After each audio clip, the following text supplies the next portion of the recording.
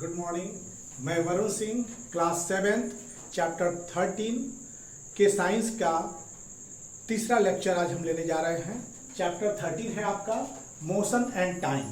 तो motion and time में पिछले बार हमने पढ़ा था ग्राफ के बारे में।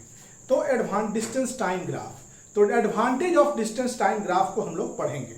तो एडवांटेज, अब देखेंगे what is advantage of distance time graph. यहाँ पर advantage of distance time graph. Advantage of distance time graph: the variation of distance traveled by object. First advantage है the variation of distance traveled by the object.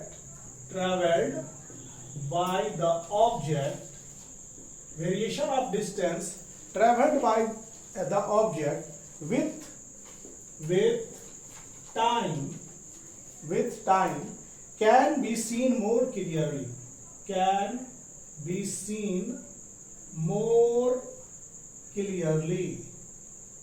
मतलब variation of distance में बदलाव, travelled by an object with time can be seen more clearly, आसानी से variation को देख सकते हैं मोर क्लियरली। जैसे कि हम लोग जो भी डिस्टेंस टाइम ग्राफ है अगर देख रहे हैं यहाँ पर, तो ये मान लीजिए कि 1 सेकेंड है, 2 सेकेंड है, 3 सेकेंड है, इधर टाइम है आपका मेंशन, और इधर जो है 5 मीटर है, ये 10 मीटर है, ये 15 मीटर है। मतलब एक्स एक्सिस के अलोंग टाइम है आपका और वाई एक्सिस के अलोंग आपका डिस्टेंस है। डिस्टेंस तो मतलब कि कहने का अर्थ है कि डिस्टेंस को इधर रखा, टाइम को इधर रखा गया है, डिस्टेंस को इधर रखा गया है। तो इसका जो प्रोटेशन है, इससे ये पता चल रहा है कि ऑब्जेक्ट का मोशन कैसा है। 1 सेकेंड में यहाँ पर, 2 सेकेंड में object was in this position, 3 second में object was in this position. तो ये एक स्ट्रेट लाइन मिल रहा है।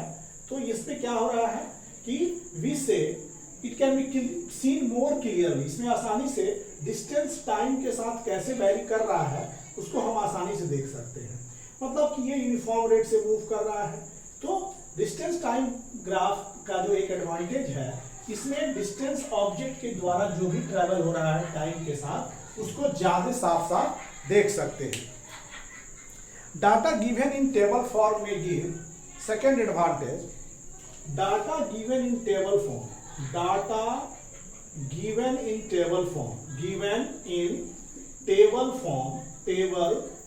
फॉर्म, जो डाटा टेबल फॉर्म में है, may give information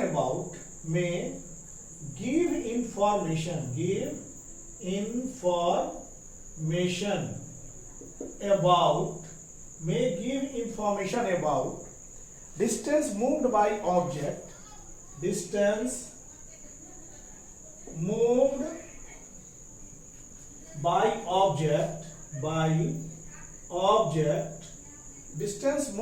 object only at certain definite time interval,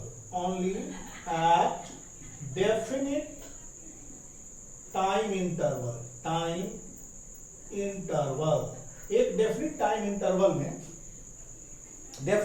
interval में, but from distance time graph we can find, from distance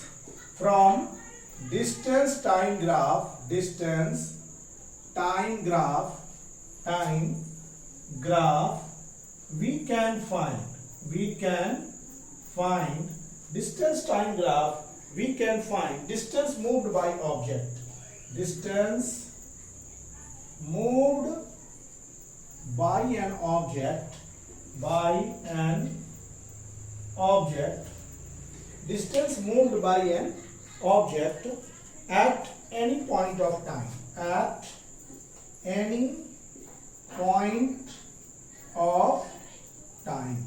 तो these are the following two advantage of distance time graph।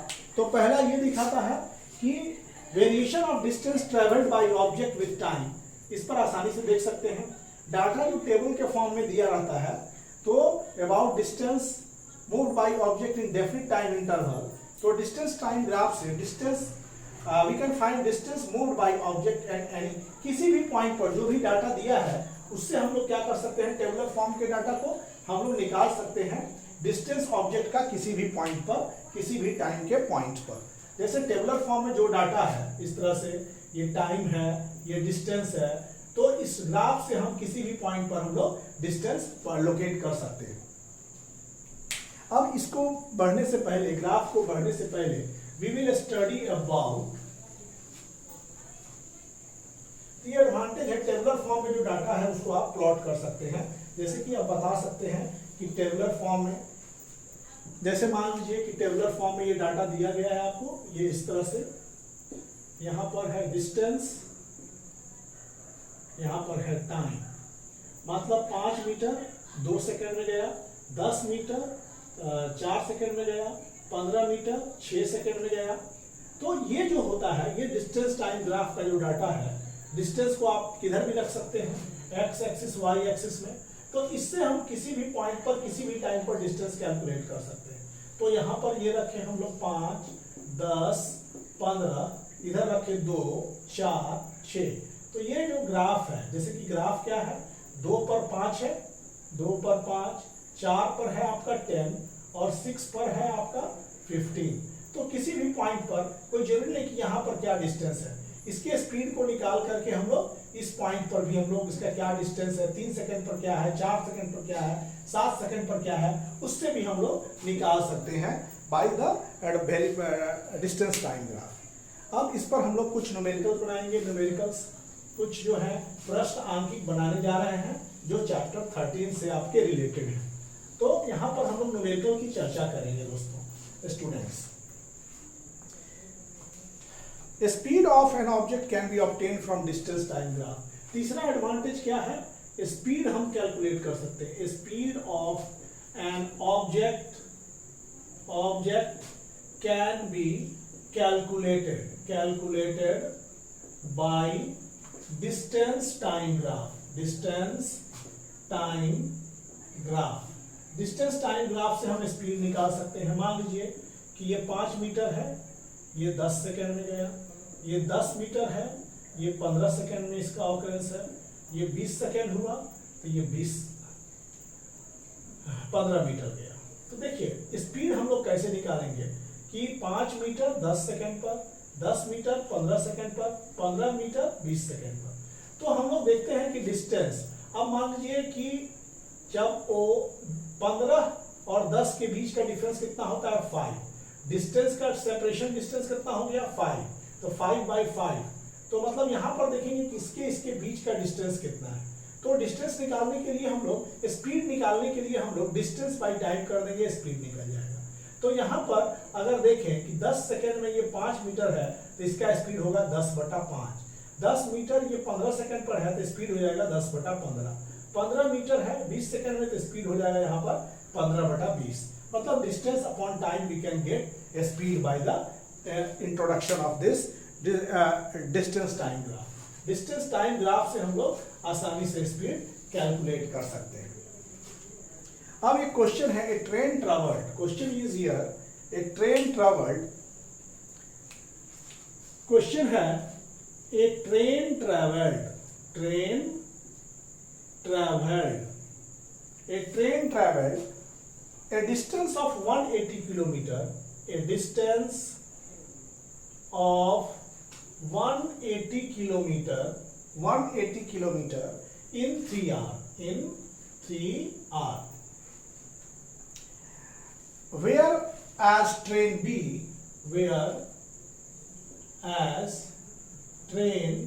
B traveled 240 kilometer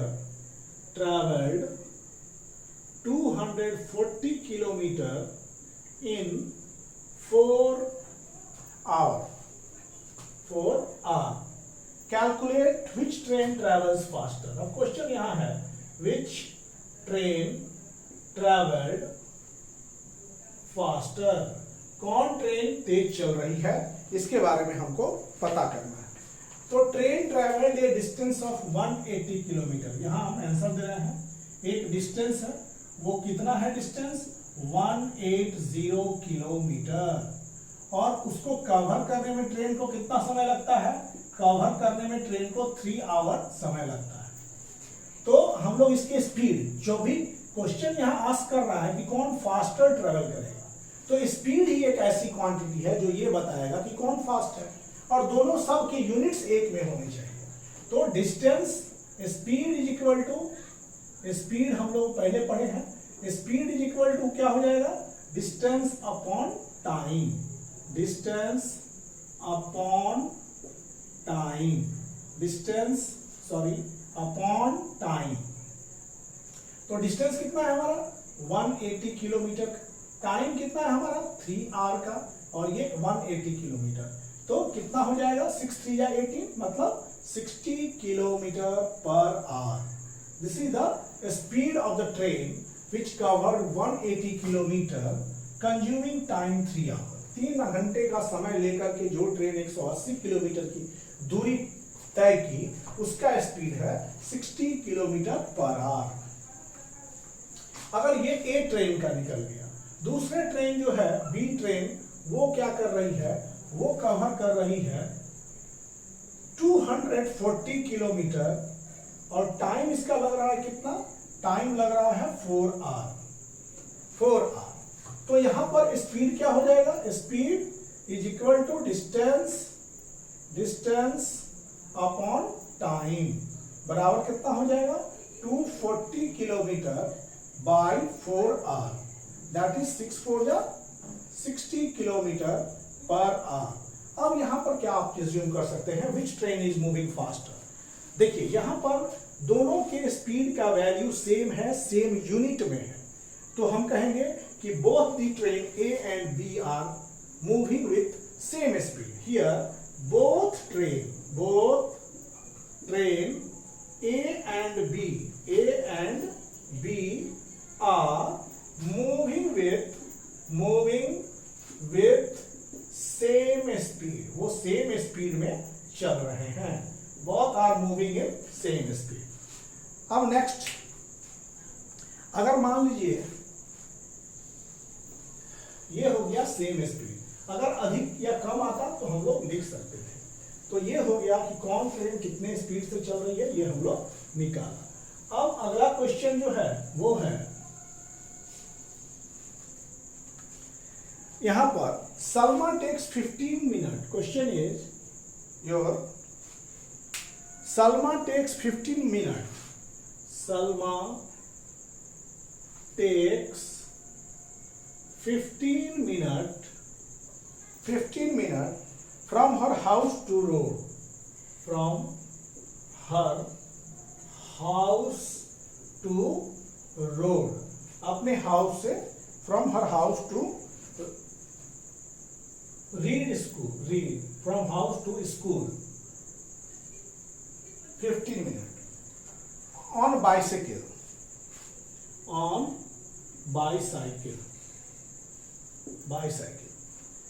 if the bicycle speed is, if the speed of bicycle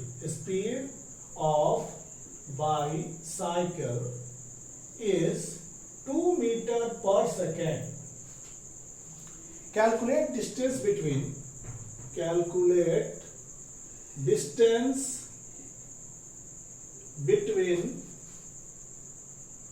her house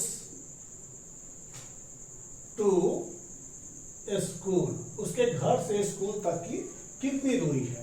अब हम लोग देखेंगे कि Salma takes 15 minute, answer है कि distance is equal to speed into time, basic formula सब वही है। Speed is equal to distance upon time, distance travelled, distance by time. तो डिस्टेंस निकालना है तो स्पीड से मल्टीप्लाई कर देंगे। तो what is the speed of the bicycle is 2 metre per second, मतलब यूनिफॉर्म है स्पीड में कोई चेंजिंग नहीं है, speed is uniform, it doesn't take changes, इसमें कोई फ्लक्चुएशन नहीं है। ये हो गया 2 metre per second, and time is your what 15 minute, it is not basic unit. तो 1 मिनट आप जानते हैं 60 सेकेंड, और इसलिए 15 minute is equal to 15 into 1 minute, that is 15 into 60, that is equal to 900 second.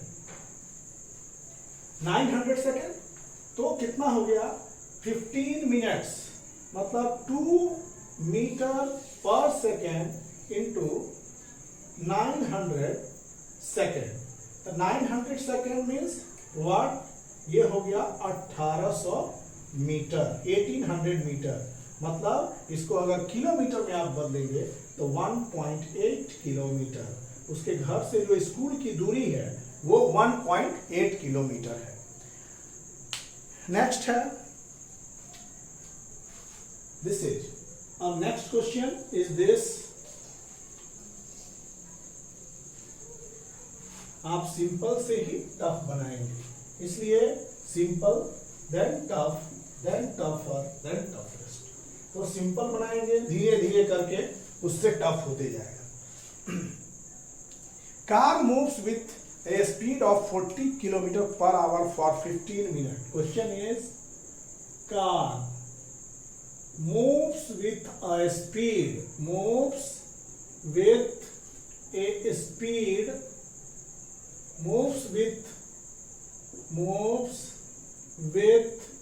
a speed, car moves with a speed of 40 km per hour, of 40 kilometer per hour for 15 minutes, for a speed of 40 for 15 minutes, 15 minutes this, and then car then with a speed of, and then with a speed of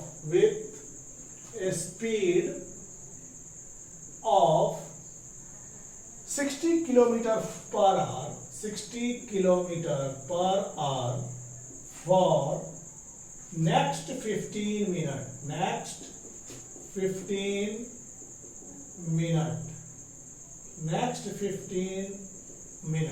अगले 15 minute के लिए। Total distance covered by the car, यहां question है total distance covered by car, car के द्वारा कितना total distance covered होता है।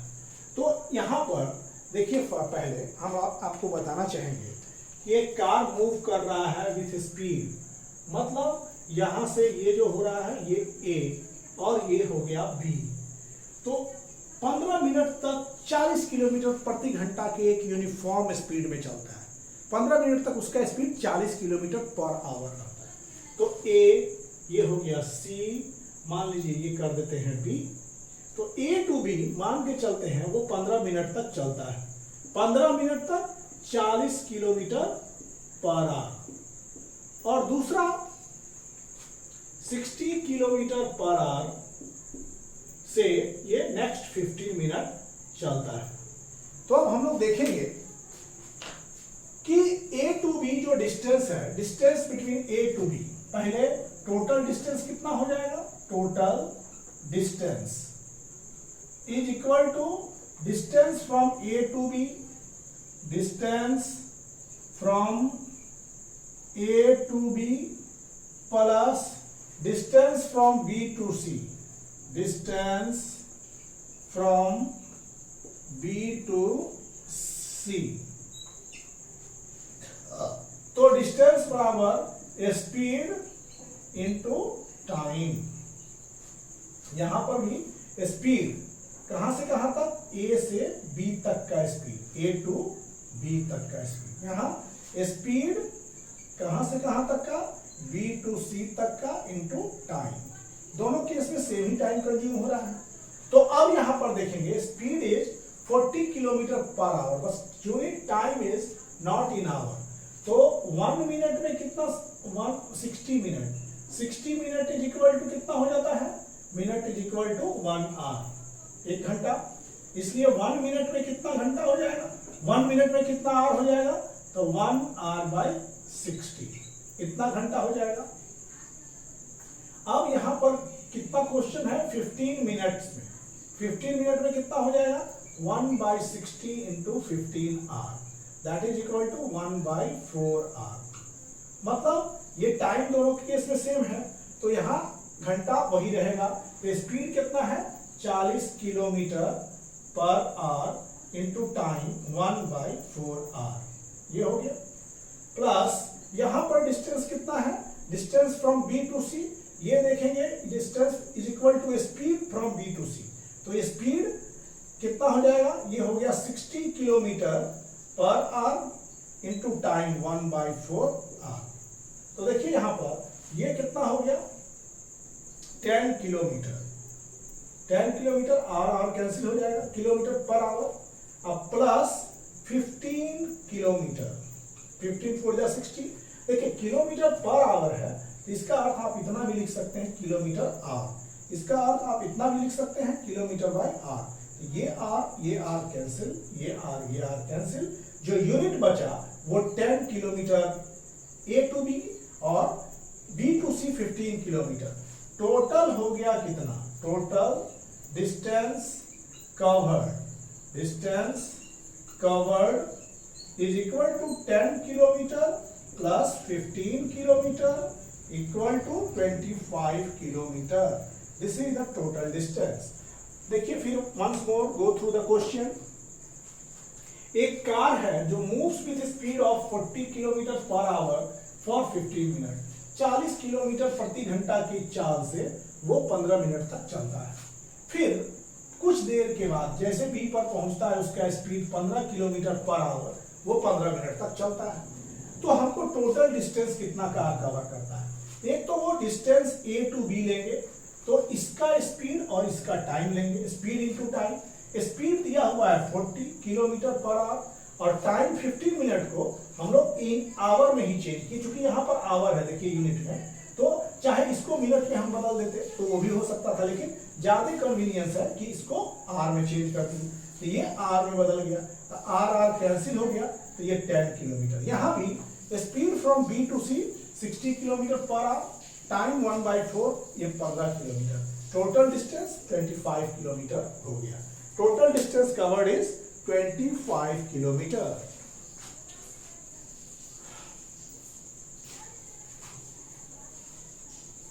This is lecture 3 of motion and time, chapter number 30. Chapter number 13.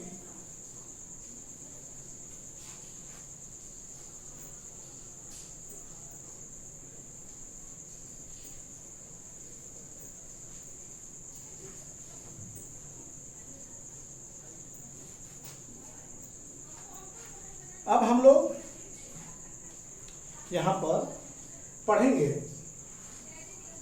कि अदर, जैसे कि हम लोग जो ग्राफ पढ़े वो लाइन ग्राफ पढ़ रहे थे, तो लाइन ग्राफ के अलावा भी बहुत सारा ग्राफ है। तो distance time graph, line graph, ये क्या होता है, यहां पर other type of graph, other type of graph, other type of graph में अगर हम चलते हैं, लाइन ग्राफ क्या होता है, तो डिस्टेंस टाइम ग्राफ जो हम स्टडी कर रहे हैं, distance time graph which we study is called line graph. Distance time graph को लाइन ग्राफ कहते हैं। Line graph show, line graph क्या करता है, लाइन ग्राफ शो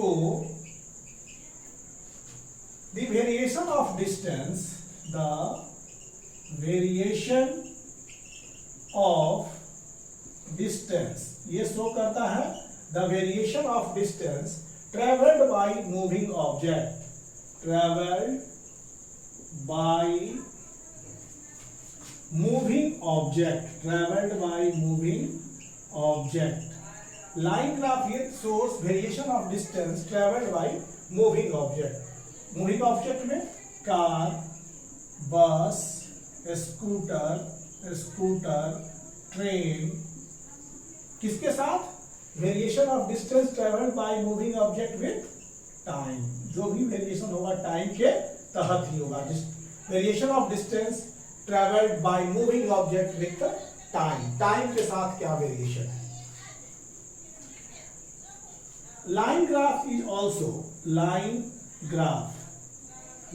ग्राफ, ये जो हम लोग ग्राफ यूज कर रहे हैं, डिस्टेंस, टाइम, ये सब लाइन ग्राफ होता है जिस पर हम लोग खेलते हैं। Line graph can also be drawn to show, can also be drawn to show, drawn to show. Line graph से क्या पड़ता है?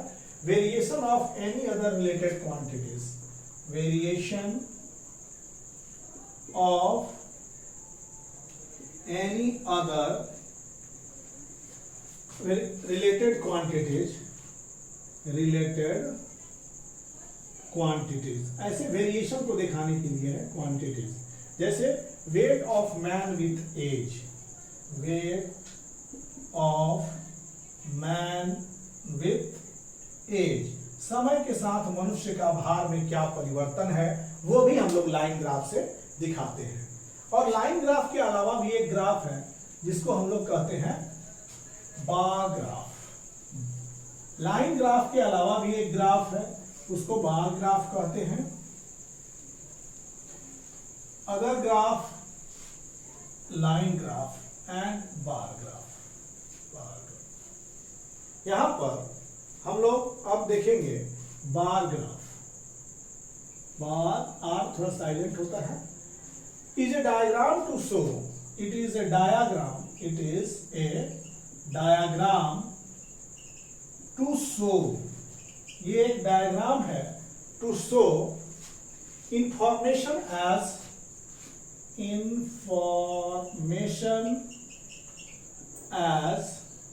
bar।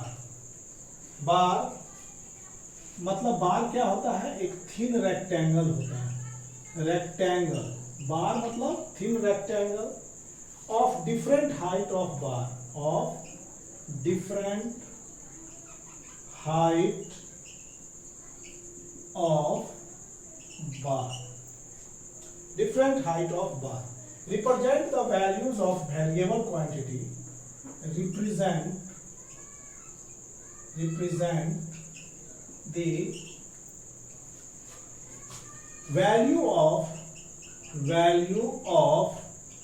variable quantity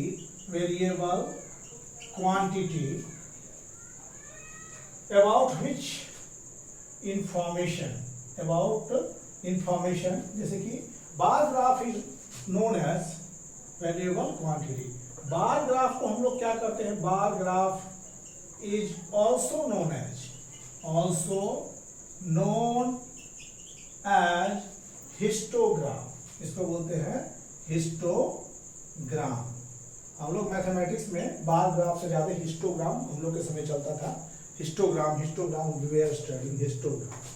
तो हम लोग हिस्टोग्राम भी बार ग्राफ को कहते हैं। तो आप देखिए, सपोज क्रिकेट खेल रहे हैं तो जान ही रहे हैं क्रिकेट में क्या होता है? ओवर फिक्स्ड होता है। ओवर, जैसे वनडे मैच में ओवर फिक्स होता है। वन ओवर में मैक्सिमम अमाउंट ऑफ 6 बॉल आप डाल सकते हैं, 6। एक ओवर में मैक्सिमम 6 बॉल आप डाल सकते हैं। तो 6 बॉल और 6 बॉल पर ओवर आप कितना रन ले रहे हैं, इसको हम प्लॉट कर रहे हैं। तो मान लीजिए कि क्रिकेटर्स, ये हो गया 1 रन, ये हो गया 2 रन, ये हो गया, जैसे कितने रन ले रहे हैं पर ओवर। ये 1 run, 2 run, 3 run, 4 run, 5 run, ये हो गया 6 रन, ये हो गया 7 रन। मतलब ये एक्स एक्सिस में है आपका, this is your first over, this is your second over, this is your third over, this is your fourth over, this is your fifth over. तो फर्स्ट ओवर में मान लीजिए कि आपने कितना रन लिया? आपने फर्स्ट ओवर में 3 रन लिया, ये फर्स्ट ओवर का हो गया। सेकेंड ओवर में आपने सेकेंड ओवर में कितना रन लिया? आपने 2 रन लिया। थर्ड ओवर में कितना लिया? 1 रन। फोर्थ ओवर में कोई रन नहीं लगा। फिफ्थ ओवर में आपने 7 रन जोड़ दिए। ये जो इस तरह का ग्राफ है, इसको बार ग्राफ कहते हैं। और ये जो होता है, इधर ओवर जो है, 1 over, 2 over, 3 over, 4 over, over के साथ रन कितना बन रहा है वो दिखाया जाता है बार ग्राफ से। और एक होता है पाई चार्ट। पाई चार्ट हम लोग मैथमेटिक्स में पाई चार्ट बनाते थे। Pie chart is a kind of graph, it is a kind of graph. Pie chart क्या है? It is a kind of graph, kind of graph. Percentage composition के बारे में अगर बताना होता है तो पाई चार्ट बहुत अच्छा से बताता है। Percentage which show percentage composition, which show percentage composition, percentage composition, percentage composition of something, of anything, percentage composition of something, percentage composition of something in the form of, in the form of slices of circle, circle। इसमें पूरा circle जो है वो 100% होता है। Whole circle is represented as 100%। ये जैसे कि हमारे वायुमंडल में जो गैस का percentage, the percentage of gas in our atmosphere can be well explained in pie chart. Pie chart को मीन्स पाई चार्ट पर उसको अच्छा से प्लॉट किया जा सकता है। Percentage of gas in our atmosphere can be well placed in pie chart। उसको पाई चार्ट में हम लोग परसेंटेज ऑफ गैस को अच्छा से रख सकते हैं। तो पाई चार्ट में परसेंटेज मतलब हंड्रेड्स में, पूरा फुल पाई चार्ट जो होगा ये पाई चार्ट हो गया, पूरा फुल पाई चार्ट ये 100 होता है। तो इसमें देखिए हमारे वायुमंडल में जो नाइट्रोजन गैस है वो अकेले कितना कंट्रीब्यूट कर रहा है? अकेले कंट्रीब्यूट कर रहा है, पाई चार्ट में हम बात करेंगे कि अगर नाइट्रोजन का तो वो अकेले कंट्रीब्यूट कर रहा है 78%, और बाकी जो है 21% हमारा ऑक्सीजन कंट्रीब्यूट कर रहा है, नाइट्रोजन, और 1% में रेस्ट गैसेस है, अदर गैसेस है। तो ये पाई चार्ट दिखा रहा है कि ये लार्ज एरिया जो ऑक्यूपाई है टोटल का वो अकेले नाइट्रोजन का है, 21% जो स्मॉल एरिया है वो ऑक्सीजन का है, और बचा हुआ 1% जो है वो अदर गैसेस के हैं। तो this is the pie chart. अब इसमें हम लोग चलेंगे पाई चार्ट।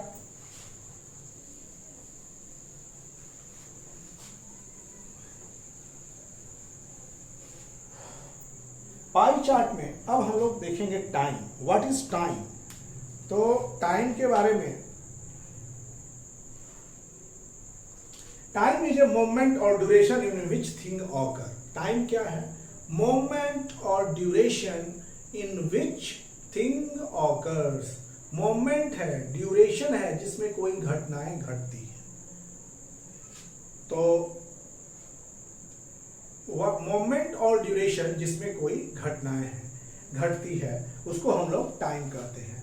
नॉलेज, अब हम लोग पढ़ते हैं टाइम। मोमेंट और duration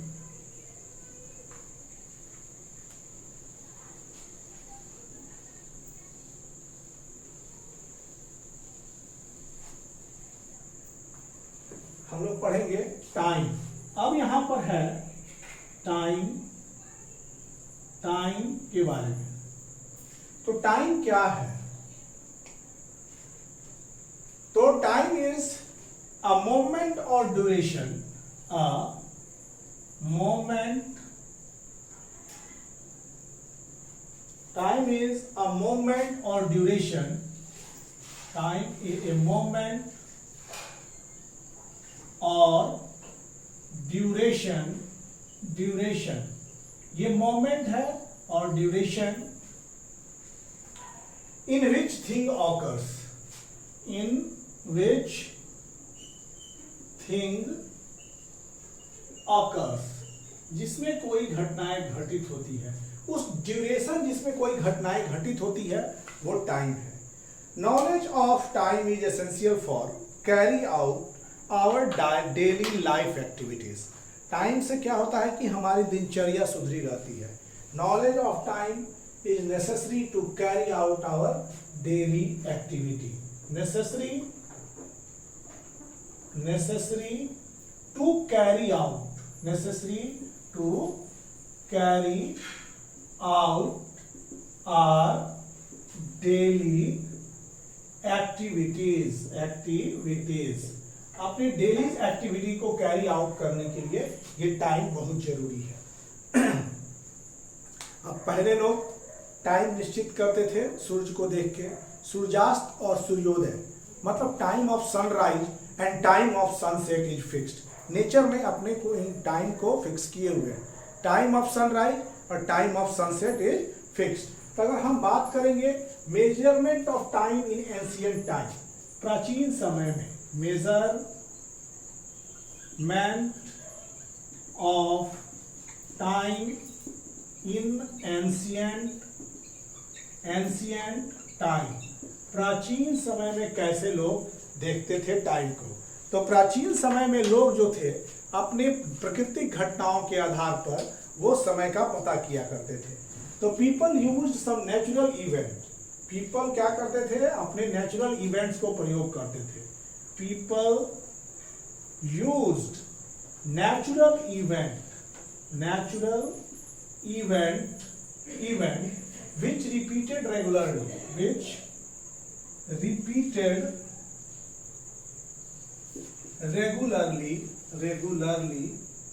after a fixed interval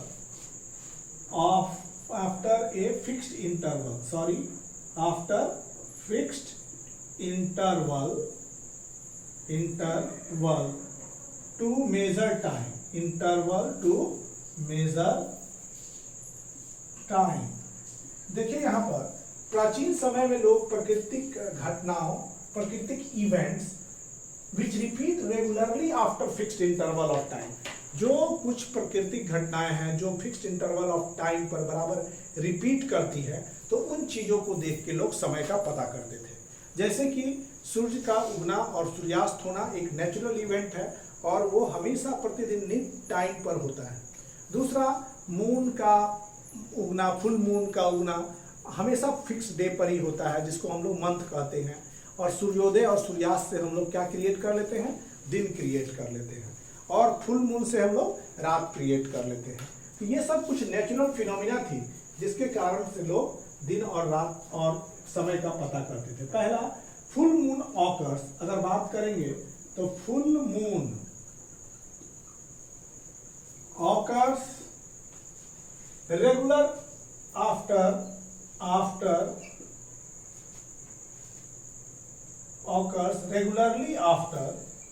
regularly after fixed interval,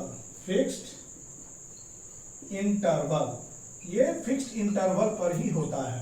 full moon occurs regularly after fixed interval and time of full moon next to the time of full moon,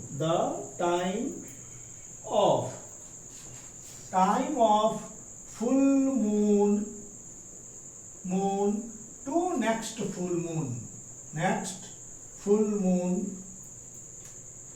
moon is measured as month. इसको एक full moon से दूसरे full moon में समय के आने को हम लोग पहले मंथ महीना के रूप से जाना जाता था कि एक मंथ हो गया. Full moon to next full moon कैसा बताता था कि एक महीना हो गया. अब क्या हो जाएगा कि दूसरा अगर हम देखेंगे, दूसरा तो sunrise and sunset, sunrise and sunset as fixed interval of time and fixed interval of time में सनराइज सनसेट होता है. और ये क्या करता है, one sunrise to next sunrise, एक सूर्योदय से लेके दूसरे सूर्योदय means time of one sunrise to next sunrise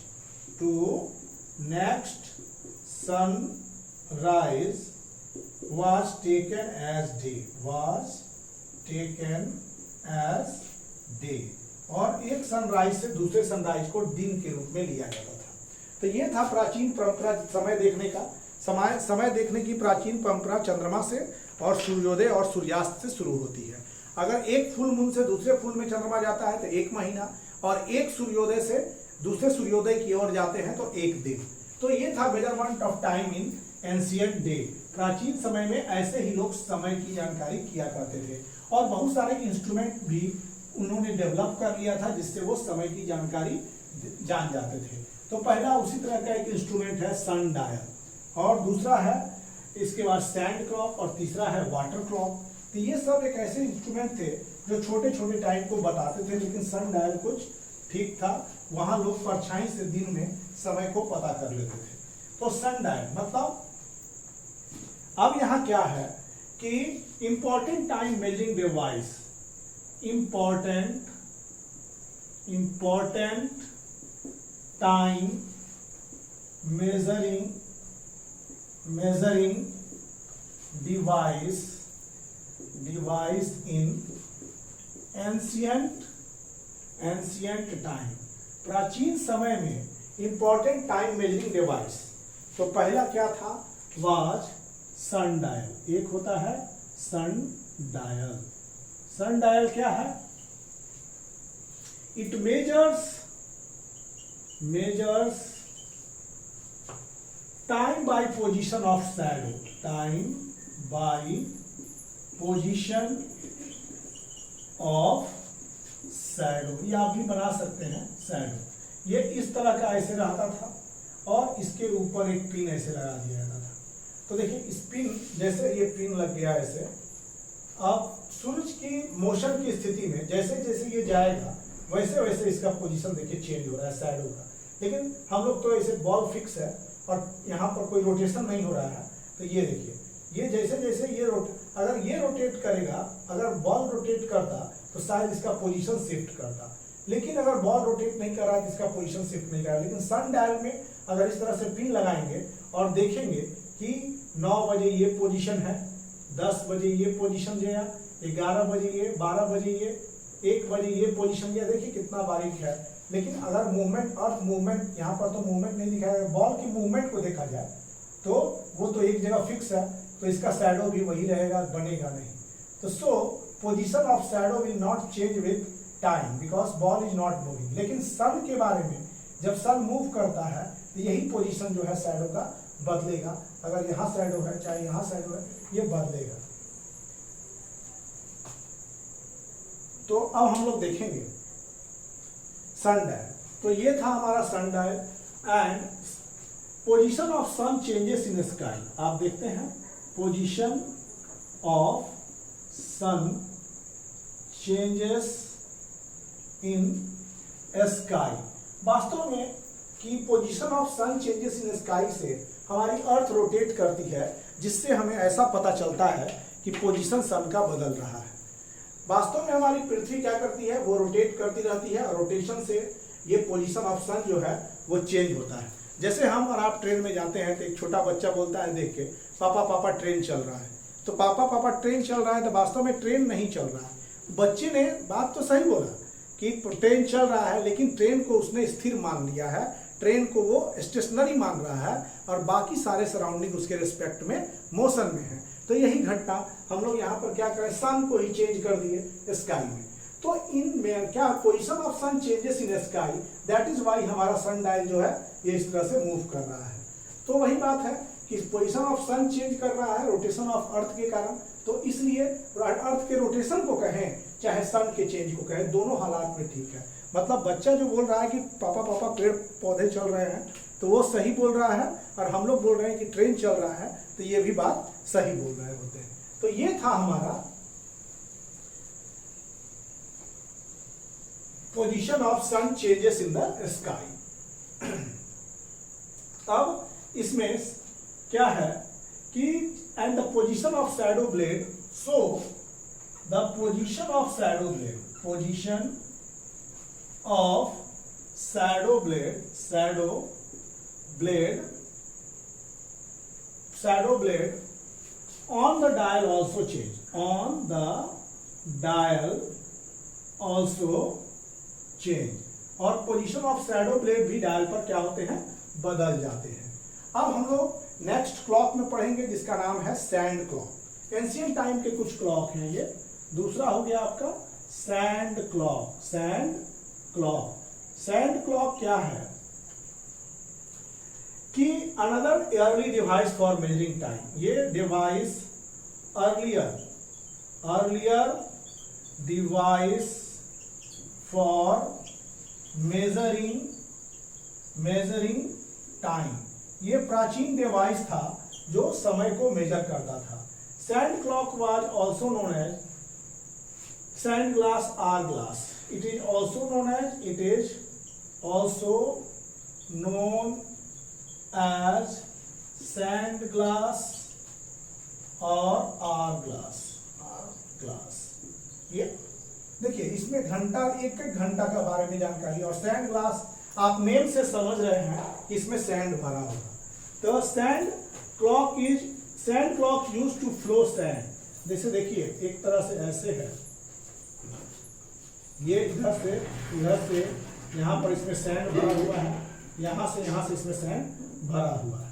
अब क्या होता है कि इसमें नैरो ट्यूब्स है, तो नैरो ट्यूब्स है यहाँ पर नैरो ट्यूब्स है, नैरो ट्यूब। अब क्या होता है कि सैंड क्लॉक में क्या होता है कि use to flow the sand, ये सैंड यहाँ पर गिरना शुरू हो जाता है and from one glass tube, ये ग्लास ट्यूब 1 है, ग्लास ट्यूब 1, और ये हो गया glass tube 2, glass tube 2, 1 and glass tube 2। Measure the length of time taken, पूरा सैंड को यहां से यहां गिरने में कितना समय लगता है, ठीक ना। तो मेजर कितना लगता है एक सैंड से दूसरे सैंड इंटरवल पर, तो ये कांस्टेंट टाइम लगता है। This time taken to flow, देखिए यहां पर time taken to flow sand from one glass tube to another is fixed. एक ग्लास ट्यूब से दूसरे ग्लास ट्यूब में जाने में जो समय लगता है वो फिक्स है एंड 2 ग्लास बल्ब को नैरो ट्यूब से जोड़े रखते हैं।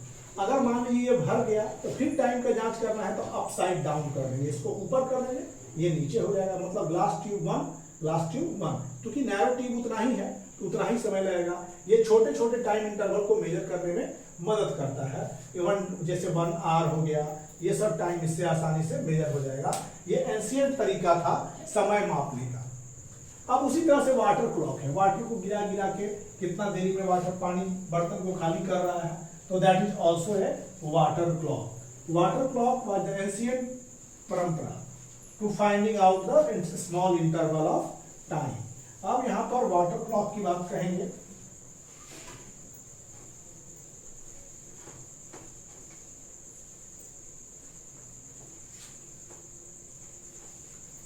वाटर क्लॉक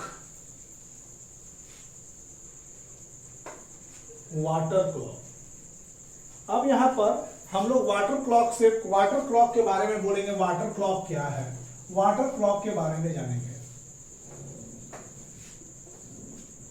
वाटर क्लॉक, तो वाटर क्लॉक भी पुराना एक तरीका था। वाटर क्लॉक क्या है इसके बारे में जानेंगे। It uses the rate at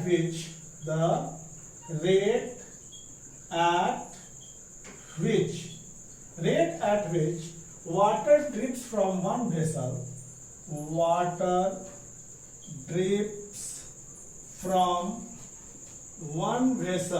एक vessel to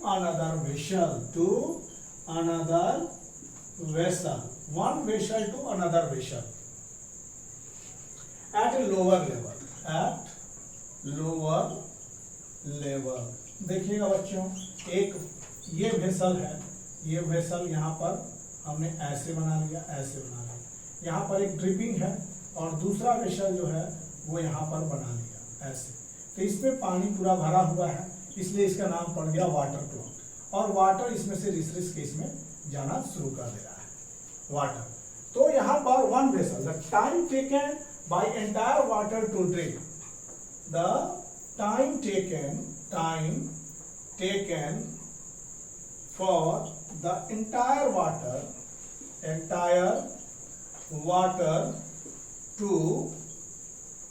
water to drip from upward vessel to lower vessel, from upward vessel to lower vessel, upward vessel to lower vessel was used for measuring time, देखिए इसमें क्या है, it uses rate at which water drip. एक vessel से दूसरे vessel में जो time लगता था पूरा पानी जाने में, उस टाइम को नोटिस किया गया और वो टाइम होता था फिक्स।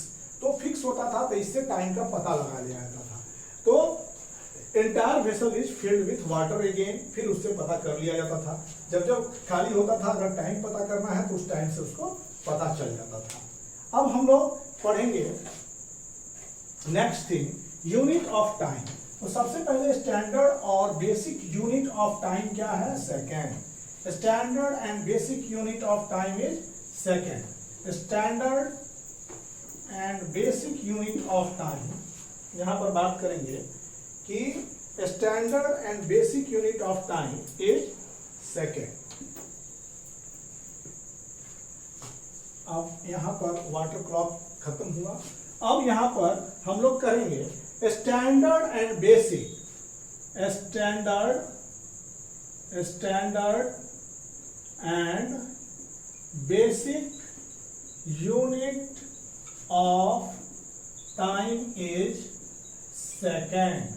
सबसे सेकेंड और simply S, standard unit of time.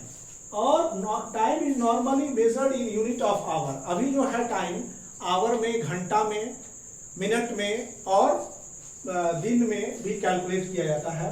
Time is normally also, time is normally measured in hour, minute, घंटा में भी मेजर करते हैं, मिनट में भी मेजर करते हैं और सेकंड में भी मेजर करते हैं। ये सब भी जो है नॉर्मली हम लोग टाइम को मेजर करने के लिए इस यूनिट का यूज करते हैं।